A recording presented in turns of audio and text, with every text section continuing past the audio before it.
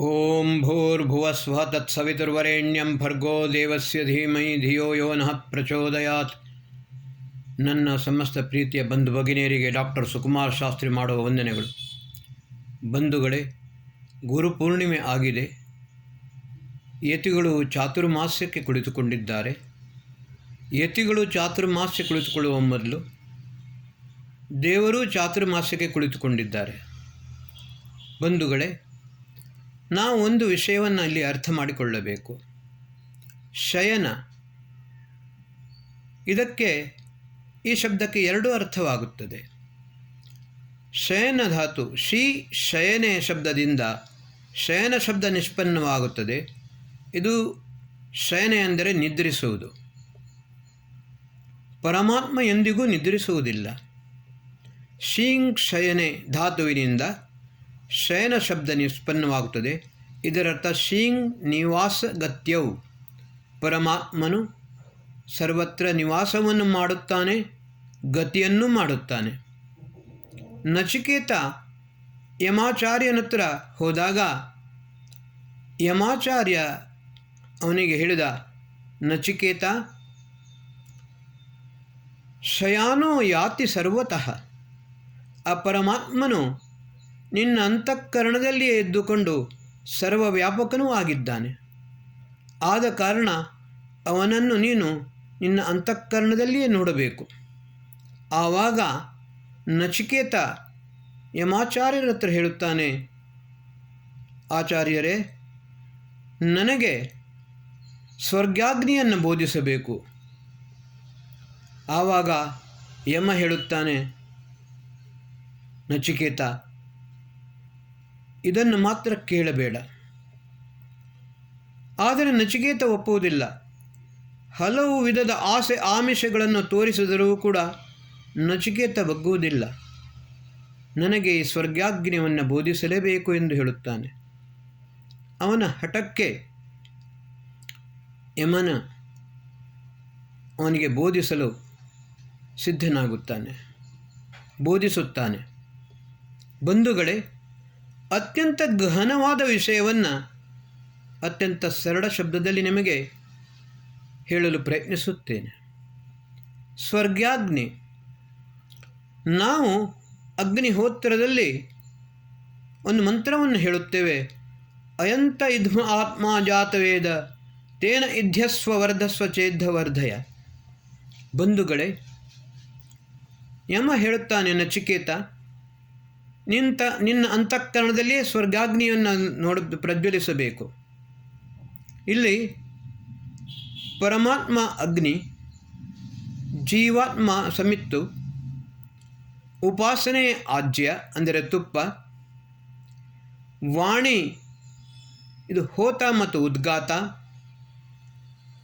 ಬುದ್ಧಿ ಅಧ್ವರ್ಯು, ಮನಸ್ಸು ಬ್ರಹ್ಮ, ಜ್ಞಾನ ಅಧರಾರಣಿ, ಯೋಗ ಉತ್ತರಾರಣಿ.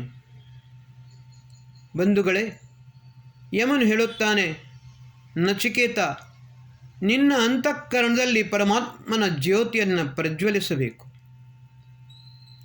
ಅದನ್ನೇ ಉಪನಿಷತ್ತು ಹೇಳುತ್ತದೆ, ಸ್ವಾಧ್ಯಾಯಾತ್ ಯೋಗಮಾಸೀತ ಯೋಗಾತ್ ಸ್ವಾಧ್ಯಾಯ ಮಾಮನೇತ್ ಸ್ವಾಧ್ಯಾಯ ಯೋಗ ಸಂಪತ್ಯ ಪರಮಾತ್ಮ ಪ್ರಕಾಶತೆ. ಈ ಯೋಗ ಮತ್ತು ಜ್ಞಾನದ ಎಂಬ ಅರಣ್ಯಮಂಥನವನ್ನು ಮಾಡಿಕೊಂಡು, ಆತ್ಮವನ್ನು ಸಮಿತ್ತನ್ನು ಮಾಡಿಕೊಂಡು, ಉಪಾಸನೆಯನ್ನು ಆಜ್ಯವನ್ನು ಮಾಡಿಕೊಂಡು, ಆಮೇಲೆ ಪರಮಾತ್ಮನೆಂಬ ಪರಮಾತ್ಮನ ಜ್ಯೋತಿಯನ್ನು ನಮ್ಮ ಅಂತಃಕರಣದಲ್ಲಿ ಪ್ರಜ್ವಲಿಸಬೇಕು. ಅಥರ್ವವೇದದಲ್ಲಿ ಹೇಳಿದೆ, ವೇನಸ್ತತ್ಪಶ್ಯನ್ ನಿಹಿತಂ ಗುಹಾಸತ್ ಯದ್ಯತ್ರ ವಿಶ್ವಂ ಭವತ್ಯೇಕ ರೂಪಂ ತ್ರೀಣಿ ಪದಾನಿ ನಿಹಿತ ಗುಹಾಸ್ಯ ಯಸ್ತಾನಿ ವೇದ ಸ ಪಿತುಷ್ಪಿತಾ ಸತ್.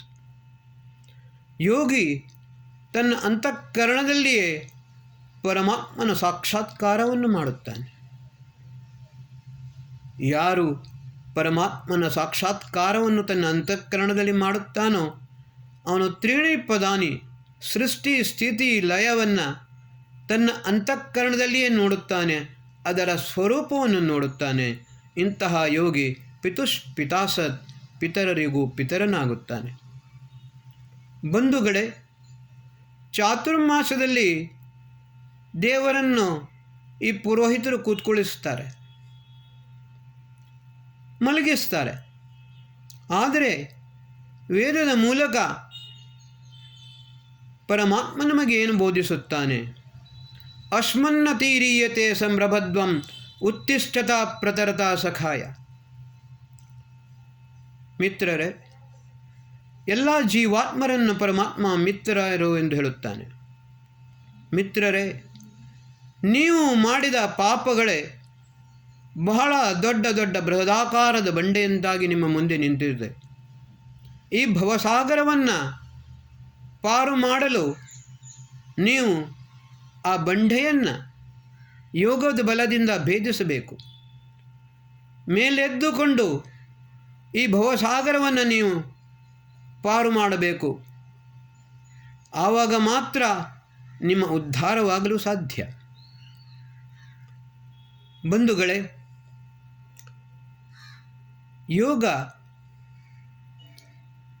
ಯೋಗ ದರ್ಶನ, ಅದರಲ್ಲಿ ಅಂತಿಮ ಅಧ್ಯಾಯ ಕೈವಲ್ಯಪಾದ, ಅಂತಿಮ ಪಾದ ಕೈವಲ್ಯಪಾದ. ಆ ಕೈವಲ್ಯಪಾದದಲ್ಲಿ ಒಂದು ವಿಷಯ ಬರುತ್ತದೆ. ಯೋಗಿ ಹಲವಾರು ವರ್ಷಗಳ ತನಕ ಯೋಗ ಸಾಧನೆಯನ್ನು ಮಾಡುತ್ತಾ ಕೊಟ್ಟ ಕೊನೆಗೆ ಮೋಕ್ಷದ ಕಡೆಗೆ ಗಮನ ಮಾಡಲು ಪ್ರಯತ್ನಿಸುತ್ತಾನೆ. ಆದರೆ ಯೋಗಿಗೆ ಅಷ್ಟಸಿದ್ಧಿಗಳು ಪ್ರಾಪ್ತವಾಗುತ್ತವೆ. ಅಣಿಮ, ಗರಿಮ, ಮಹಿಮ, ಲಗಿಮ, ಈಶಿತ್ವ, ವಶಿತ್ವ, ಪ್ರಾಪ್ತಿ, ಪ್ರಕಾಮ್ಯ. ಈ ಅಷ್ಟಸಿದ್ಧಿ ನವನಿಧಿಗಳು ಪ್ರಾಪ್ತವಾದ ನಂತರ ಕೆಲವರಿಗೆ ಬಹಳ ಅಹಂಕಾರ ಉಂಟಾಗುತ್ತದೆ. ಉದಾಹರಣೆಗೆ ಮಹರ್ಷಿ ದುರ್ವಾಸ, ಅವನು ಹಂಗೆ ವಿಪರೀತ ಅಹಂಕಾರ, ವಿಪರೀತ ಸಿಟ್ಟು. ಇದರಿಂದಾಗಿ ಮಹರ್ಷಿ ದುರ್ವಾಸ ಯಾವತ್ತೂ ಮೋಕ್ಷವನ್ನು ಪ್ರಾಪ್ತ ಮಾಡಿಕೊಳ್ಳಲಿಲ್ಲ. ಮಹರ್ಷಿ ವಿಶ್ವಾಮಿತ್ರ ಗಾಯತ್ರಿ ಮಂತ್ರದ ಸಾಕ್ಷಾತ್ಕಾರವನ್ನು ಮಾಡಿಕೊಂಡರು. ಗಾಯತ್ರಿ ಮಂತ್ರವನ್ನು ನಾವು ವಿಶ್ವಾಮಿತ್ರ ಗಾಯತ್ರಿ ಅಂತ ಹೇಳುತ್ತೇವೆ. ಬಂಧುಗಳೇ, ವಿಶ್ವಾಮಿತ್ರನಿಗೆ ಕೂಡ ಭಯಂಕರ ಅಹಂಕಾರವಿತ್ತು. ಯಾತಕ್ಕೋಸ್ಕರ ಎಂದರೆ ಎಲ್ಲರೂ ವಿಶ್ವಾಮಿತ್ರನನ್ನು ಬ್ರಹ್ಮರ್ಷಿ ಎಂದು ಹೇಳುತ್ತಿದ್ದರು. ಆದರೆ ಮಹರ್ಷಿ ವಸಿಷ್ಠರು ಮಾತ್ರ ಅವನನ್ನು ಬ್ರಹ್ಮರ್ಷಿ ಎಂದು ಹೇಳಲು ಒಪ್ಪಲಿಲ್ಲ.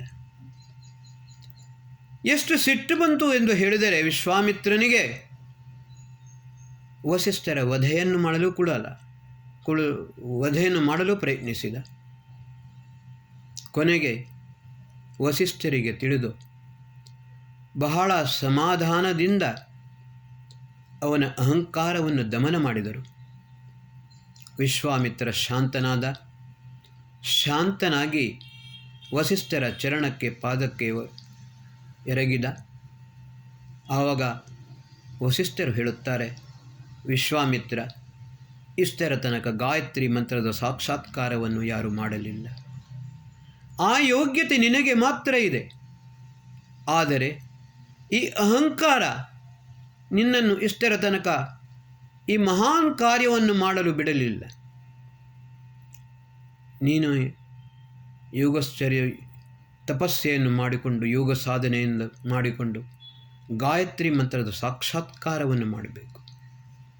ಆವಾಗ ವಿಶ್ವಾಮಿತ್ರ ಅತ್ಯಂತ ನಮ್ರನಾಗಿ ವಿನೀತನಾಗಿ ಮಹರ್ಷಿ ವಸಿಷ್ಠರ ಪಾದಕ್ಕೆರಗಿ ಅವರಿಂದ ಆಶೀರ್ವಾದ ಪಡೆದುಕೊಂಡು ಮುಂದಕ್ಕೆ ಹೋದ. ಆವಾಗ ಮಹರ್ಷಿ ವಸಿಷ್ಠರು ಹೇಳಿದರು, ಬ್ರಹ್ಮರ್ಷಿ ವಿಶ್ವಾಮಿತ್ರ ವಿಜಯೀ ಭವ. ಈ ರೀತಿ ಮಹರ್ಷಿ ವಿಶ್ವಾಮಿತ್ರರು 400 ವರ್ಷಕ್ಕಿಂತಲೂ ಹೆಚ್ಚು ಕಾಲ ತಪಶ್ಚರ್ಯ ಮತ್ತು ಯೋಗ ಸಾಧನೆಯನ್ನು ಮಾಡಿಕೊಂಡು ಗಾಯತ್ರಿ ಮಂತ್ರದ ಸಾಕ್ಷಾತ್ಕಾರವನ್ನು ಮಾಡಿಕೊಂಡರು. ಗಾಯತ್ರಿ ಮಾತೆ ಸಾಕ್ಷಾತ್ಕಾರವನ್ನು ಮಾಡುವ ಮೊದಲು ಗಾಯತ್ರಿ ಮಾತೆಯ ಸಾಕ್ಷಾತ್ಕಾರವಾಗುವ ಮೊದಲು ಗಾಯತ್ರಿ ಮಾತೆ ಒಂದು ಕಂಡೀಷನ್, ನಿಬಂಧನೆಯನ್ನು ಹಾಕಿದಳು. ಪಂಚಜನಾಮಮ ಹೋತ್ರಂ ಜುಷಧ್ವಂ ಬ್ರಾಹ್ಮಣ, ಕ್ಷತ್ರಿಯ, ವೈಶ್ಯ, ಶೂದ್ರ, ನಿಷಾಧಸ್ತು ಪಂಚಮ.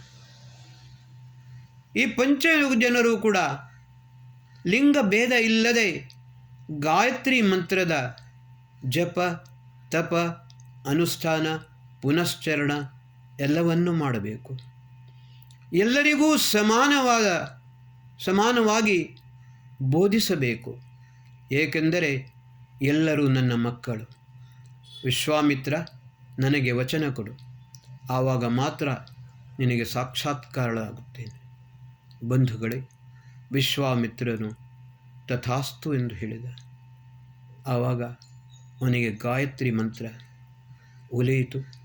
ವಿಶ್ವಾಮಿತ್ರ ಗಾಯತ್ರಿ ಮಂತ್ರದ ಸಾಕ್ಷಾತ್ಕಾರವನ್ನು ಮಾಡಿಕೊಂಡ. ಈ ರೀತಿ ನಾನು ನಿಮಗೆ ಏನು ಹೇಳಲು ಅಪೇಕ್ಷಿಸುತ್ತೇನೆ ಎಂದು ಹೇಳಿದರೆ, ಭಗವಂತನ ಸೃಷ್ಟಿ ಅದು ಬ್ರಹ್ಮ ಹಗಲು ಎಂದು ಹೇಳುತ್ತಾರೆ. ಪ್ರಳಯವನ್ನು ಬ್ರಹ್ಮರಾತ್ರಿ ಎಂದು ಹೇಳುತ್ತಾರೆ. ಬಂಧುಗಳೇ, ಪರಮಾತ್ಮನು ಎಂದಿಗೂ ಶಯನವನ್ನು, ಅದರ ನಿದ್ರೆಯನ್ನು ಮಾಡುವುದಿಲ್ಲ. ಚಾತುರ್ಮಾಸ್ಯ ಇರುವುದು ಮಾನವ ಮಾತ್ರರಿಗೋಸ್ಕರ ಮಾತ್ರ, ಮಾನವ ಮಾತ್ರರ ಕಲ್ಯಾಣಕ್ಕೋಸ್ಕರ. ಈ ಚಾತುರ್ಮಾಸ್ಯದ ದಿವ್ಯ ಸ್ವರೂಪವನ್ನು ನಿಮಗೆ ಮುಂದಿನ ಎಪಿಸೋಡ್ನಲ್ಲಿ ಹಂತ ಹಂತವಾಗಿ ಹೇಳುತ್ತೇನೆ. ಬಂಧುಗಳೇ, ಸರಿಯಾದ ರೀತಿಯಲ್ಲಿ ನಿಮಗೆ ನಾನು ಹೇಳಲು ಪ್ರಯತ್ನಿಸಿದ್ದೇನೆ. ವಿಷಯ ಅತ್ಯಂತ ಗಹನವಾದರೂ ಕೂಡ ಅತ್ಯಂತ ಸರಳ ಶಬ್ದದಲ್ಲಿ ನಿಮಗೆ ಹೇಳಲು ಪ್ರಯತ್ನಿಸಿದ್ದೇನೆ. ಇದನ್ನು ಅರ್ಥ ಮಾಡಿಕೊಳ್ಳಿ. ಮತ್ತು ಈ ಎಪಿಸೋಡನ್ನು ನೀವು ಅತ್ಯಧಿಕ ಲೈಕ್ ಮಾಡಿ, ಶೇರ್ ಮಾಡಿ. ಓಂ ಶಾಂತಿ.